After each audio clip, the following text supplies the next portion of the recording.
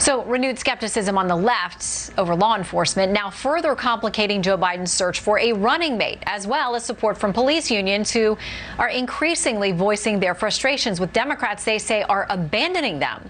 Chief breaking news correspondent Trace Gallagher is on the case tonight. Good evening, Trace. Shannon, good evening. During the protests and riots, President Trump has tried to reassert himself as the law and order president. And whether or not voters believe the president has succeeded in doing that, experts say presumptive Democratic nominee Joe Biden might be compelled to counter the president's move by choosing a running mate with a law enforcement background. But analysts say the trick is choosing someone whose track record isn't overly controversial, which could be an issue. For example, when Senator Amy Klobuchar served as county attorney in the greater Minneapolis area, critics say she disproportionately prosecuted people of color. Even Klobuchar acknowledges she should have personally made decisions about minority cases instead of sending them to grand juries.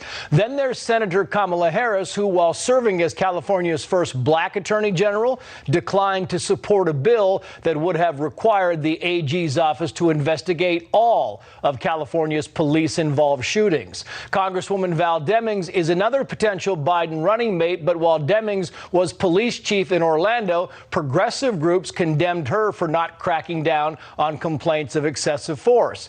And Joe Biden has his own record to worry about. In 1991, 2 months after police were caught on video in Los Angeles beating Rodney King, then Senator Biden proposed the Police Officers Bill of Rights Act that would have beefed up protections for officers accused of misconduct. The bill never made it out of committee, but it will certainly make the campaign.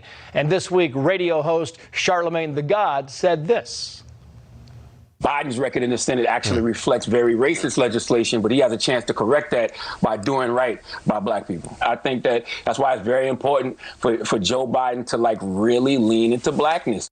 But in the wake of George Floyd's death, Joe Biden is no longer showing solidarity with law enforcement, and that has prompted the executive director of the National Association of Police Organizations to no longer show solidarity with Joe Biden. Shannon.